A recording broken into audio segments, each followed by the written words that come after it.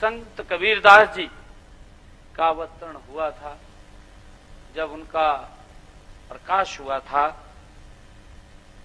तो जैसा वैर विरोध आज संसार में दिखाई दे रहा है,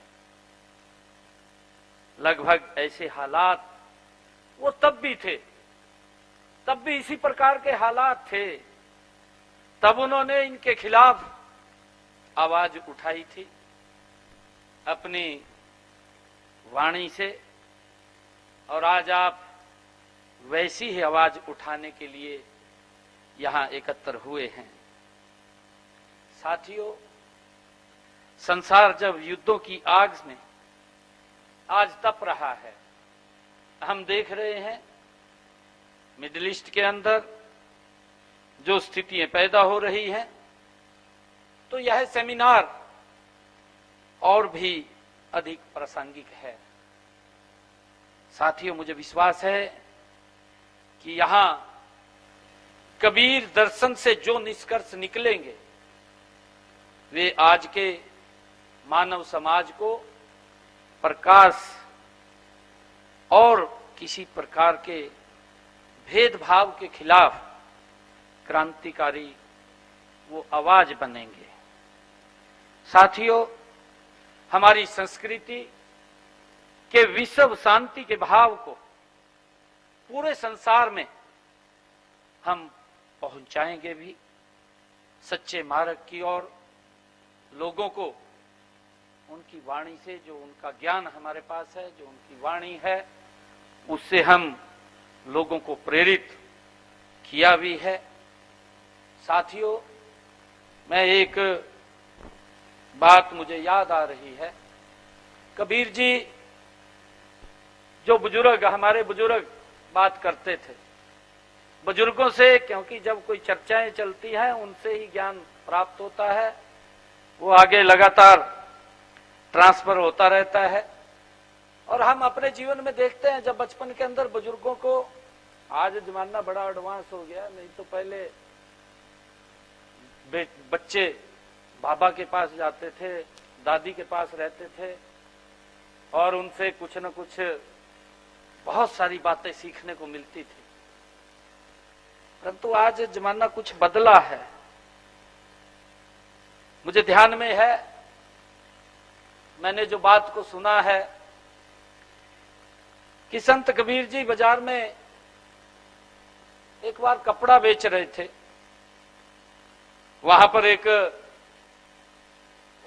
लड़का उन्हें परेशान कर रहा था और बार बार पूछ रहा था कबीर जी को कि इस कपड़े के दाम क्या हैं। वो लड़का उसको बार बार पूछ रहा था। कबीर जी ने उसको कहा कि इसका दाम 4 अन्ने है। लड़के ने वो कपड़ा उसका हाथ में लिया और बीच में से फाड़ दिया और फाड़ करके कहने लगा कि इसका दाम क्या है। कबीर जी ने उसको कहा, जब उसने उसका दाम पूछा तो कबीर जी ने कहा कि इसका दाम अब 2 अन्ने है, क्योंकि जब उसने 4 अन्ने बताया था, उसने वो कपड़े को फाड़ दिया तो कबीर ने कोई प्रतिक्रिया व्यक्त नहीं की। उसने कहा कि इसका दाम अब 2 अन्ने है। और लड़के ने फिर उस कपड़े को पकड़ा, फिर उसको फाड़ दिया और फाड़ करके फिर पूछने लगा कि इसका दाम क्या है। संत कबीरदास जी को कोई किसी प्रकार का उनके चेहरे पर सिकन नहीं थी, कोई गुस्सा नहीं था, और उन्होंने कहा कि अब इसका दाम 1 अन्ने है। तो उसने उस कपड़े को पकड़ा लड़के ने, और लड़के ने उस कपड़े को पकड़ करके और फाड़ दिया। जब उसने वो भी फाड़ दिया तो वो पूछने लगा कबीरदास जी को कि इसका दाम क्या है। कबीरदास जी ने उसको उत्तर दिया कि अब इसका कोई दाम नहीं है, कोई मूल्य नहीं है। साथियों, कबीरदास जी ने मुस्कुराते हुए, हंसते हुए कहा कि बेटा, अब यह कपड़ा किसी काम का नहीं रहा है। और इसलिए इसकी अब कोई कीमत नहीं है। ये कबीरदास जी ने उस लड़के को कहा, और जब लड़के को कबीरदास जी ने बात कही तो उसको फिर अपनी गलती का एहसास हुआ। उसको बात महसूस हुई कि मैंने गलत किया है। तो कबीरदास जी ने उसको कहा, जो उनकी ये वाणी है, उस बच्चे को उसने कहा, जब उसने अपना पछतावा हुआ तो लड़का कहने लगा कि ये पैसे ले लो मेरे से गलती हुई है। तो कबीरदास जी कहने लगे कि नहीं, पैसे नहीं मैं लूंगा। उन्हें मना कर दिया पैसे लेने से। उसने कहा कि मैं पैसे नहीं लूंगा, और कहा कि जिस तरह यह कपड़ा टुकड़े टुकड़े होने से किसी काम का नहीं रहा है, इसी तरह घर, परिवार और समाज भी अगर टुकड़ों में बंट गया तो वो किसी काम का नहीं रहेगा। ये संत कबीरदास जी ने उस बच्चे को साथियों कहा। मेरा आज ये परम सौभाग्य है कि मुझे आज यहां पर बुलाया गया है, और मेरे ख्याल से आयोजकों ने बुलाया भी इसके कारण से है कि मैं संत कबीर कुटीर में रहता हूं। संत कबीर कुटीर मुझे रहने का वहां अवसर मिल रहा है, क्योंकि लोग मुख्यमंत्री आवास बोलते हैं, परंतु मुख्यमंत्री आवास नहीं है, वो संत कबीर कुटीर है। उसका नाम मेरे से पहले परम श्रद्धेय माननीय मनोहर लाल जी, केंद्रीय मंत्री जो हरियाणा के मुख्यमंत्री थे, उन्होंने उसका नाम संत कबीर कुटीर आवास रखा। इसका उद्देश्य यही था कि आवास में, निवास पर आने वाले हर व्यक्ति को साथियों संत कबीर जैसी दूरदर्शी, समदर्शी दृष्टि से देखा जाए। ये उसका मेन उद्देश्य था। कोई व्यक्ति आए साथियों, जो संत कबीरदास जी की दृष्टि से, उस समदृष्टि से उसको देखा जाए। और साथियों हमारी पूरी कोशिश रहती है कि हर किसी के साथ कोई भी व्यक्ति वहां पर आए, समान भाव से साथियों उसके साथ व्यवहार हो, ये हमारा पूर्ण रूप से कोशिश रहती है। साथियों मुझे ये गर्व भी है कि भारतीय संस्कृति की विश्व बंधुत्व की भावना को संत कबीर जी ने बहुत ही आसान शब्दों में और अनपढ़ व्यक्तियों के मन में भी उसको गहरे से उतारने का काम वो संत कबीर की वाणी ने किया है। वे सबके थे और सब उनके थे।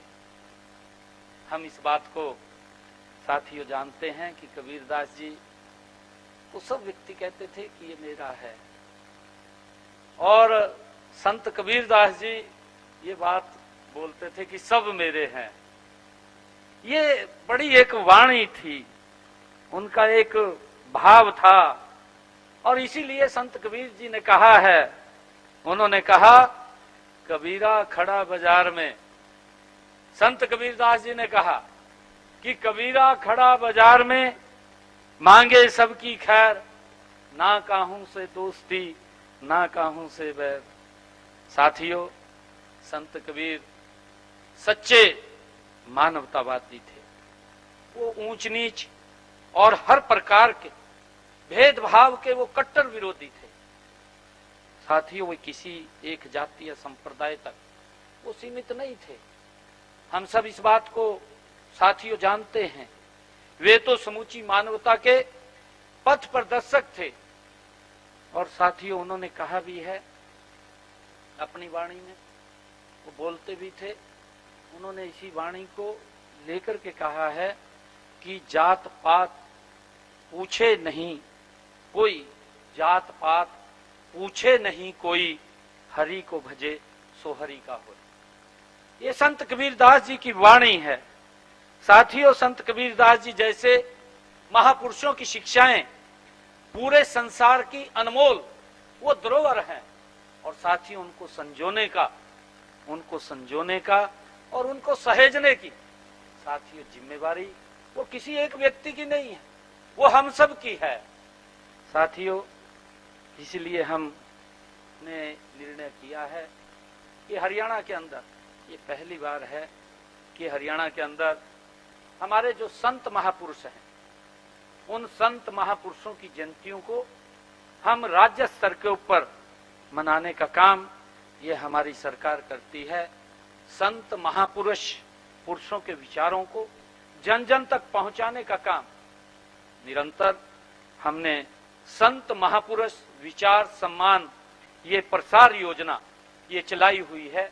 इसके माध्यम से हम महापुरुषों के दिवसों को राज्य स्तर के ऊपर मनाने का काम करते हैं और उसका उद्देश्य है कि हमारे महापुरुषों ने जो रास्ता हमें दिखाया है, आने वाली पीढ़ियों तक वो रास्ता पहुंचे, उनको उन शिक्षाओं के बारे में वो जानकारी हो। और इसीलिए जिसका जिक्र भी किया गया है कि हमने गुरु नानक देव जी का प्रकाश पर्व हो, चाहे गुरु गोविंद सिंह जी का प्रकाश पर्व हो, और चाहे गुरु तेग बहादुर जी का प्रकाश पर्व हो, और चाहे गुरु तेग बहादुर जी का शहीदी दिवस हो, हरियाणा सरकार राज्य स्तर के ऊपर बड़े पद्धर पर मनाने का काम वो कर रही है। साथियों, महापुरुषों के दिखाए हुए रास्ते के ऊपर निरंतर हमारी सरकार गति से आगे बढ़ रही है। उनकी शिक्षाओं को जो उन्होंने समाज को एक दिशा दी है, समाज को एक प्रकाश देने का काम किया है, उस प्रकाश को आने वाली पीढ़ियों तक पहुंचाने की जिम्मेवारी वो हम सब की है। चाहे संत कबीरदास जी की जयंती हो, गुरु रविदास जी महाराज की जयंती हो, या डॉक्टर भीमराव अंबेडकर जी जैसे महापुरुष के दिवस की बात हो, या हमारे धन्ना भगत सिंह जी की जयंती हो, भगवान विश्वकर्मा की जयंती हो, साथियों हम राज्य स्तर के ऊपर मनाने का काम हमारी सरकार कर रही है। मुझे गर्व है साथियों, मुझे ये भी गर्व है कि सादगीपूर्ण जीवन जीते हुए संत कबीरदास जी महाराज ने उन्होंने सत्य की चादर बुनी और वह आज दुनिया भर के दार्शनिकों के लिए एक शोध का विषय बन गया। आज दुनिया के दार्शनिक उनके नाम के ऊपर आज शोध कर रहे हैं। साथियों, हरियाणा में हमारी सरकार संत कबीर जी को की सबको समान देखने की जो भावना पर चलते हुए समाज के हर वर्ग के हितों को ध्यान में रख करके साथियों काम कर रही है। हमने सदा इस बात पर बल दिया है कि विकास का लाभ समाज के अंतिम व्यक्ति तक पहुंचे और उसको लेकर के हम गति से काम कर रहे हैं। हमारे सुभाष जी अभी बोल रहे थे, मुझे भी पीड़ा हो रही थी जब ये कुछ शब्द कह रहे थे कि हरियाणा आगे निकल गया है, ये बात बोल रहे थे। सुभाष जी 2014 से पहले हरियाणा भी ऐसी था जैसा पंजाब। परंतु नरेंद्र मोदी जी का मार्गदर्शन हमें मिलता है, हम सौभाग्यशाली हैं। और इन 11 वर्षों के अंदर, पिछले 11 वर्षों के अंदर नरेंद्र मोदी जी के नेतृत्व में आज हरियाणा देश के अंदर जो जीएसटी कलेक्शन है उसके अंदर नंबर 1 के ऊपर हरियाणा प्रदेश है। पूरे देश के अंदर जीएसटी कलेक्शन के अंदर अभी बजट प्रस्तुत किया, जो टैक्स की डिस्ट्रीब्यूशन भी है, उस टैक्स की डिस्ट्रीब्यूशन के अंदर भी जो हिस्सा स्टेट्स का आता है उसमें भी हरियाणा नंबर 1 के ऊपर हमारा आता है। और हमने जो हमारे गुरुओं की वाणी है, जो उन्होंने हमें मार्ग दिया है, जो उन्होंने एक रास्ता दिखाया है कि लाइन में बैठे हुए अंतिम व्यक्ति का लाभ पहुंचाना है, उसको सशक्त करना है, मजबूत करना है, और यही पंडित दीनदयाल उपाध्याय जी का विचार भी था। उस विचार को लेकर के आदरणीय नरेंद्र मोदी जी और हमारे गुरुओं की उस वाणी को साकार करने का काम आदरणीय नरेंद्र मोदी जी कर रहे हैं। मुझे खुशी है बताते हुए, मैं क्योंकि आज संत कबीर जी के इस कार्यक्रम के अंदर आया हूं, परंतु मैं बताना चाहता हूं आप लोगों को, मैं 2014 में 2009 की बात है, 2014 में तो मैं विधायक बन गया था, ये 2009 की बात है। 9 के अंदर जब मैं वोट मांगने के लिए लोगों के पास जाता था, स्थिति तो जैसी आज आपकी ऐसी हमारी थी, मैंने कहा है कि ऐसी स्थिति थी हमारी। मैं वोट मांगने के लिए जाता था, जब मैं जाता था गांव के अंदर और लोगों को पता लगता था कि वो आ रहे हैं तो वो इकट्ठे हो जाते थे, भी सुनेंगे और सुनते थे आकर के। जो ही पता लगा गांव के अंदर भी मैं आ रहा हूं तो गांव इकट्ठा हो जाता था। मैं जब बात रखता था, बात रख करके मेरी बात तो सुनते थे ध्यान से, और बात सुन करके मेरे को अंत में बात बोलते थे, कहा भाई छोरा तो ठीक है, मेरे को ये बात बोलते थे, कहा छोरा तो ठीक है, पार्टी का हिसाब किताब नहीं है, कहा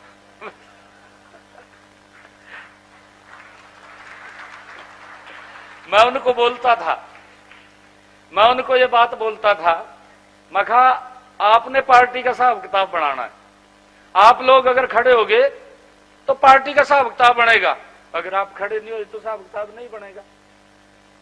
और मुझे खुशी है 2014 में हरियाणा प्रदेश के लोग खड़े हुए, भारतीय जनता पार्टी का नरेंद्र मोदी जी के नेतृत्व में हिसाब किताब बन गया, और ऐसा हिसाब किताब बनया अब छोड़ने के लिए लोग ये कहते हैं कि नहीं ये ठीक है कहा लगातार नॉन स्टॉप सरकार, लगातार नॉन स्टॉप सरकार हरियाणा में तीसरी बार बड़े मैंडेट के साथ। ये नहीं है कि पिछली बार जितनी सीटें आई उससे ज्यादा सीटें, और अगली बार का मैं आज ही यहां मैं बता रहा हूं आपको, अगली बार का ये इतिहास रहेगा कि कल्पना से परे सीटें आएंगी। इतना हरियाणा प्रदेश के अंदर लोगों में भाव है, क्योंकि हम इस दिशा के अंदर काम कर रहे हैं।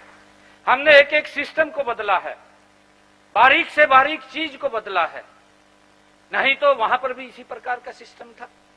बच्चों को अगर नौकरी की बात होती थी, माँ बाप घूमते रहते थे, नौकरी नहीं लगती थी, जिसकी टैक्सी में ज्यादा पैसा होता था नौकरी लग जाता था, और जो बात करते थे उतनी नौकरी नहीं लगते थे, बोलते कुछ थे होता कुछ था। परंतु हमने आकर के उस सिस्टम को बदला है, संत कबीरदास जी की जो वाणी है उसको साकार किया है। हमने आकर के हरियाणा प्रदेश के अंदर बिना पर्ची बिना खर्ची के युवाओं को नौकरी देने का काम किया है।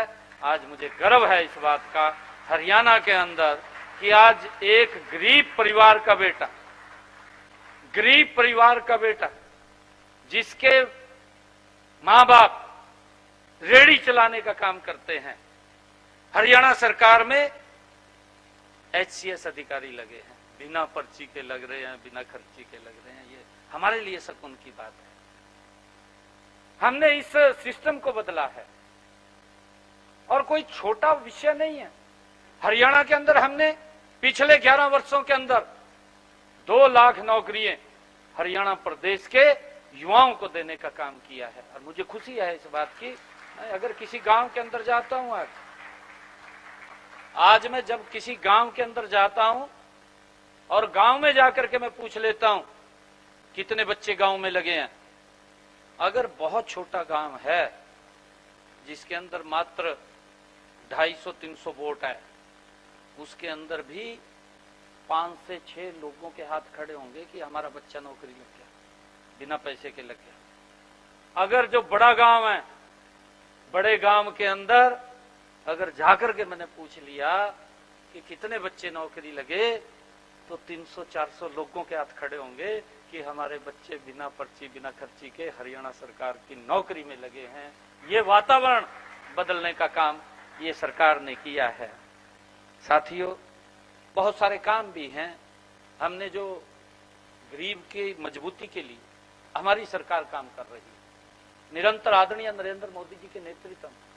क्योंकि मैं जब 2019 के अंदर मैं सांसद था, मैं जब वहां से सांसद बना कुरुक्षेत्र से, तो मेरे पास कुछ लोग आते थे और आकर के मुझे बोलते थे कि सांसद जी आप सीएमओ को फोन कर दो। मैं फोन कर देता था, वो डायलिसिस कराना पड़ता था। एक डायलिसिस का एक व्यक्ति का लगभग 25 से 30 हजार रुपये खर्चा आता था। बहुत सारे ऐसे गरीब व्यक्ति थे जो पैसे के अभाव के कारण डायलिसिस नहीं करा पाते थे।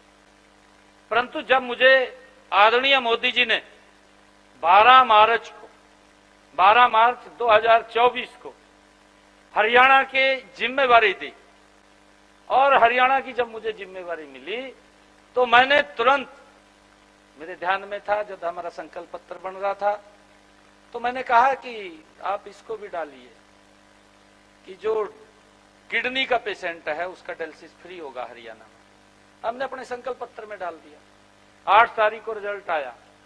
साथियों, मेरा जो पहली फाइल के ऊपर साइन हुए, मेरी यही फाइल के ऊपर साइन हुए कि हरियाणा प्रदेश के जितने सरकारी हॉस्पिटल और जितने मेडिकल कॉलेज, उन सब में कोई भी व्यक्ति जाए, किडनी का पेशेंट होगा उसका डायलिसिस फ्री होगा। आज फ्री हो रहा है, किसी का कोई 5 पैसा नहीं लग रहा किसी व्यक्ति को। साथियों, ये देखने की जरूरत है। ये गुरुओं की वाणी है जिसको साकार करने का काम हमारी सरकार कर रही है और हमें इस बात का गर्व भी है, फक्र भी है और आत्मा को बड़ी शांति भी मिलती है। साथियों, मैं बताना चाहूंगा, हम इसका आंकलन भी करते हैं। हरियाणा के अंदर मैं आपको बताना चाहूंगा 2004 से 2014 मैंने कहा है कि हमारे भी स्थिति यही थी, दूसरे दल की सरकार थी। मेरे किसान की अगर फसल का खराबा हो जाता था तो उस तक मुआवजा नहीं पहुंचता था, भ्रष्टाचार की भेंट चढ़ जाता था। कागजों में तो दिखाया गया कि हमने 1139 करोड़ रुपया दे दिया, परंतु वो वहां तक नहीं पहुंचा, कहीं और चला गया। हमने उसको सुनिश्चित किया, ऑनलाइन किया, ऑनलाइन करके कि अगर किसी भी किसान की फसल का खराबा होता है प्राकृतिक आपदा से, पोर्टल के ऊपर अपना रजिस्ट्रेशन करेगा, हमारे अधिकारी वेरीफाई करेंगे। मुझे खुशी है कि हमने इन 11 साढ़े 11 वर्षों के अंदर हरियाणा प्रदेश के किसान के खाते में 16,500 करोड़ रुपया उसकी फसल का पहुंचाने का काम वो हरियाणा सरकार ने किया है, ताकि किसान को किसी प्रकार की कोई दिक्कत जो मसला है। साथियों, सरकार के काम कि व्यक्ति को किस प्रकार से मजबूत और सशक्त किया जाए, गरीब व्यक्ति को कैसे गरीबी रेखा से बाहर निकाला जाए। मैंने हरियाणा के अंदर अपने संकल्प पत्र में कहा, मैं मंच के ऊपर बोलता था, मैं मंच के ऊपर जब खड़ा होकर के बहनों को मैं एक बात बोलता था कि आपकी रसोई में मैं 500 रुपए का गैस का सिलेंडर भेजूंगा, ऊपर का पैसा मैं आपके खाते में पहुंचाऊंगा। मैं मंच से बोलता था, आते ही मैंने उसको लागू कर दिया। आज हरियाणा के अंदर जिन परिवारों की इनकम 1,80,000 रुपए से कम है, उन बहनों की रसोई में आज 500 रुपए का गैस का सिलेंडर पहुंचता है, ऊपर का पैसा हरियाणा सरकार देती है। 248 करोड़ रुपया मैंने जब से इसको लागू किया, 248 उनके खाते में पहुंचाने का काम हरियाणा सरकार ने किया है। और मैंने ये कहा था, अपने ही इसी संकल्प पत्र में कहा था, महिलाओं को सशक्त और मजबूत करने के लिए महिलाओं को कि किस का काम हमारी सरकार करेगी। और मुझे खुशी है, मैंने पहले बजट के अंदर जब मेरा पहला बजट प्रस्तुत हुआ, क्योंकि मैं वित्त मंत्री भी हूं, मुख्यमंत्री के नाते बजट मुझे प्रस्तुत करना पड़ता है। जब मैंने पहला बजट अपना प्रस्तुत किया, मैंने 5,000 करोड़ रुपए का प्रावधान उस बजट के अंदर किया। और मुझे खुशी है कि मैंने हरियाणा की बहनों के खाते में 1,038 करोड़ रुपया पहुंचाने का काम वो मेरी सरकार ने किया, 1,038। और इस बजट के अंदर मैंने उसका दायरा बढ़ाया, 6500 करोड़ रुपए कर दिए। और हमने ये कहा है कि कोई भी बहन वो अप्लाई करेगी तो उसको 2100 रुपए पहुंचाने का काम हमारी सरकार करेगी। साथियों, हमारी सरकार कर रही है। आदरणीय प्रधानमंत्री जी का जो संकल्प है कि महिलाओं को सशक्त करना, उनको मजबूत करना, ये हमारी सरकार का दायित्व है। आदरणीय मोदी जी के नेतृत्व में हमारी सरकार साथियों जनहित में मजबूत फैसले लेकर के उनको आगे बढ़ा रही है। परंतु हम देखते हैं, मैं कोई क्रिटिसिज्म नहीं कर रहा हूं, मैं ये बात नहीं कह रहा हूं, परंतु मैं देखता हूं सुभाष जी यहां भी घोषणा की गई, हमने तो मजबूरी में करनी पड़ी, पहले यहां करी गई, हमें तो बाद में करनी पड़ी, वहां भी करती थी, कांग्रेस वाला ने करी तो करी, तो यहां तो दिए नहीं, हक दे दिए। अंतिम बजट पेश हो लिया, मैं देख रहा था, कोई 5 पैसा नहीं दिया किसी बहन को, नहीं मिला। खाली मंच के ऊपर तो घोषणा करवाई जा रही, भी कहा मेरे को 1000 रुपए मिल गया और यही हालात हिमाचल में है। मैं तो कांग्रेस वाला ने अपने वाला ने बोलता हूँ, मगर भाई तुम यहाँ मेरा विरोध कर रहे हैं।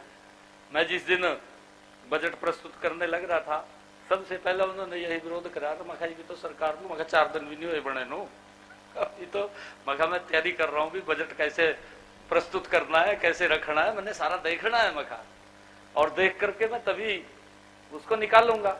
और मैंने 5000 करोड़ रुपए का प्रावधान किया।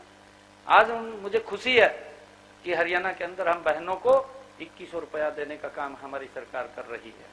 साथियों, मैं इसलिए बता रहा हूं क्योंकि गुरुओं की जो वाणी थी, उन्होंने जो रास्ते दिखाए हैं, उस रास्ते के ऊपर हमारी सरकार साथियों काम कर रही है।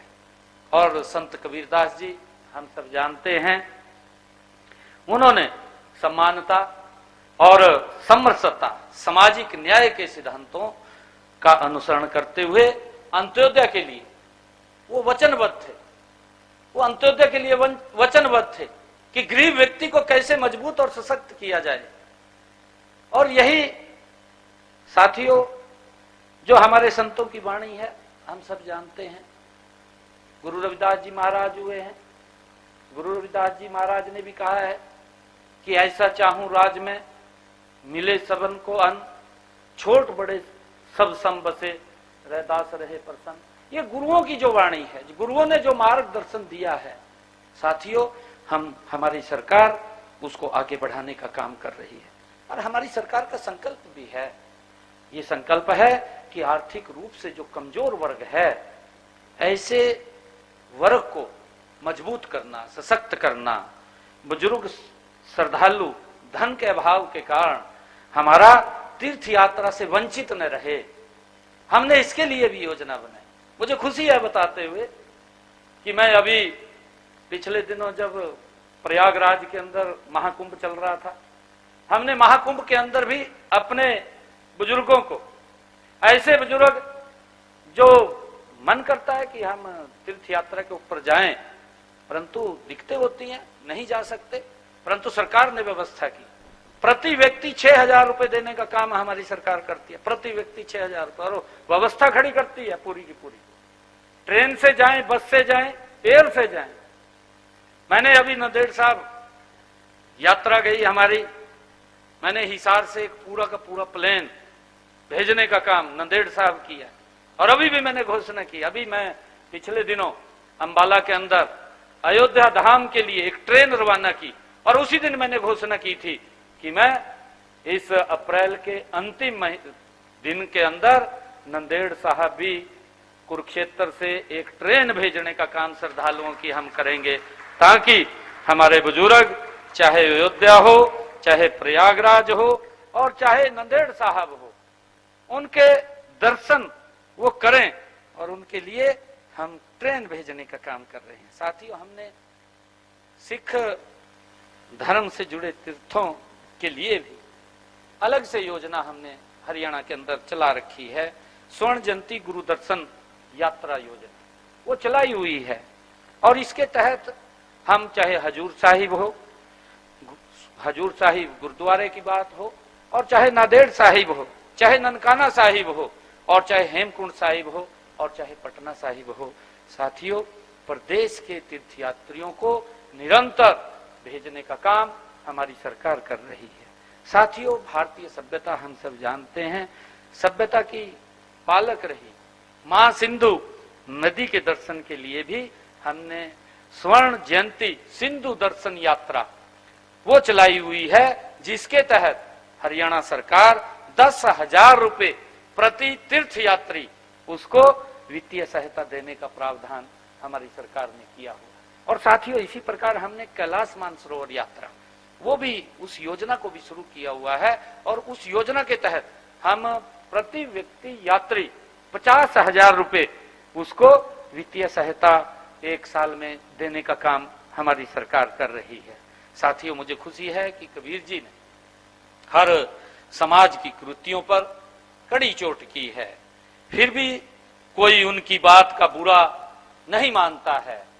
साथियों, उनकी वाणी ऐसी थी, वे सबके हृदय में समाये हुए थे, और साथियों सब उन पर अपना अधिकार भी समझते थे। साथियों, मुझे खुशी है कि जब आज कबीर जी ने एकता और विश्व बिंदुता का जो बीज बोया है, वह आज एक विशाल वट का वृक्ष वो खड़ा हुआ है, बन चुका है।